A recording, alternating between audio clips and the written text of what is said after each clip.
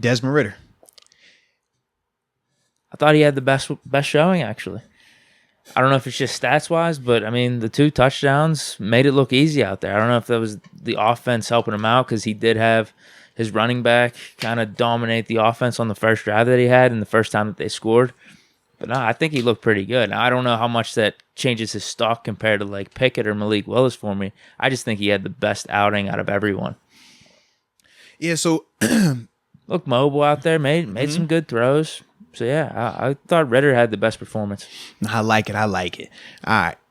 You good? I'm good, yeah. So, for me, man, I enjoyed Desmond. I thought that 2 things that really jumped off the screen to me. I thought at first it was a lot of handing off the ball. Kind of what you said. Like, they were definitely playing through the running game, the running back when he took over versus when you watch Kenny and Malik, they definitely got more opportunities to throw early on. Yeah, he was like the Tannehill offense almost. Yes. It was definitely rollouts, Tannehill. A lot of rollouts. But that was the next thing. I was like, number 1, a lot of handoffs, but number 2, nice touch and mechanics on play action pass. Yeah. I never knew, because I didn't watch a lot of Cincinnati tape outside of the game against Georgia. I'm still going to go back and watch a lot more of him, obviously, but with Desmond, I just didn't think of him as a play action pass guy. It looked more pro style. It looked, like I said, a ton of under center, but it reminded me of Tannehill in the sense of a lot of rollouts, but I thought his touch on some of the throws were good. I like how he was able to, they were calling it like going over the fence, right?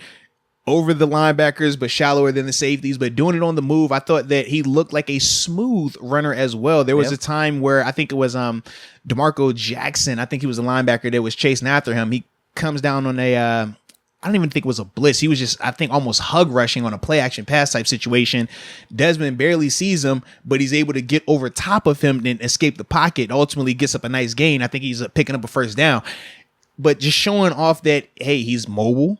He's not fast, but he's a long stride guy, if that makes sense. Like, he covers ground, but he's not necessarily a crazy acceleration guy. I liked all of that, but I also thought that he just looked comfortable.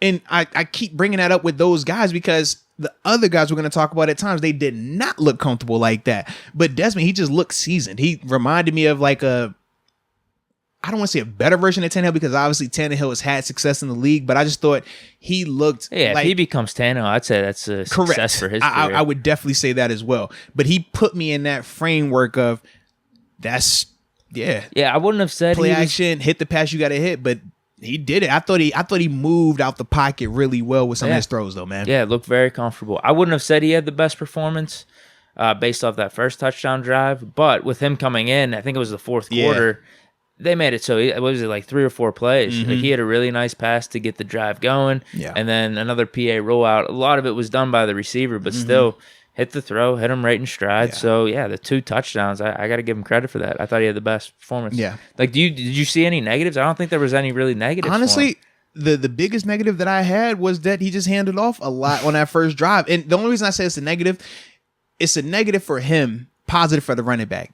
It's a negative for the running back when the quarterback's throwing the ball because you can't evaluate him.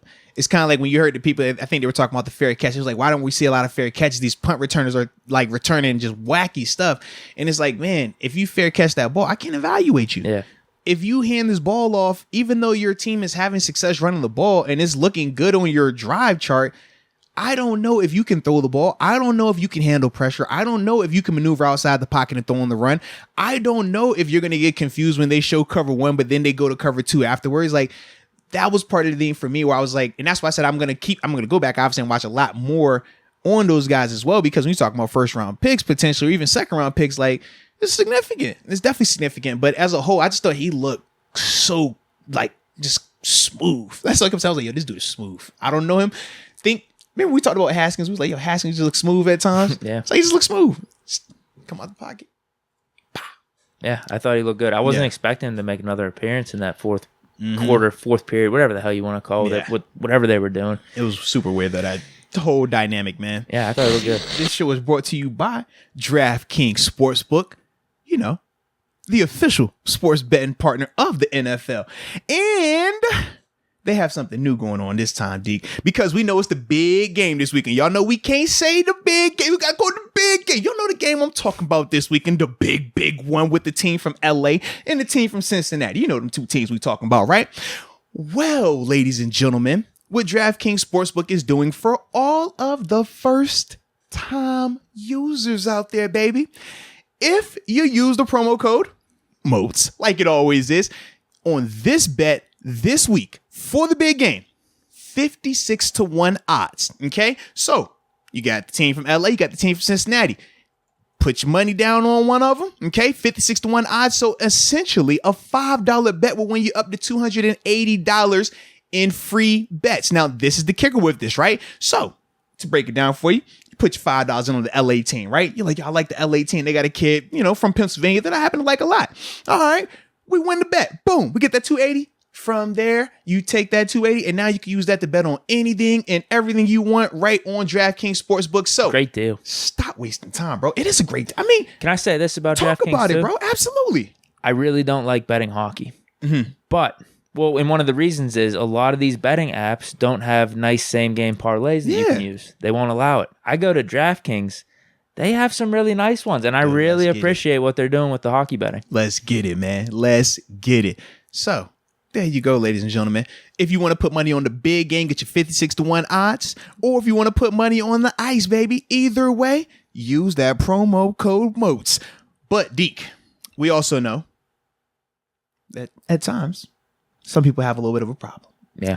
We know at times, Deke, some people can overdo it. With the big game coming up, I could see that happening. I mean, so many props. It is the big So many game. parlays you could be doing. I mean, it is the big game. So with that being said, with the big game, I got to do it like this, okay? Because if you know someone, or if you happen to have a gambling problem, crisis counseling, or you might need referral services, well, Deke, I got to tell you, you got two things you got to do. First off, you need to dial 877-8-HOPE-NY, okay? For my New Yorkers out there, 877-8-HOPE-NY.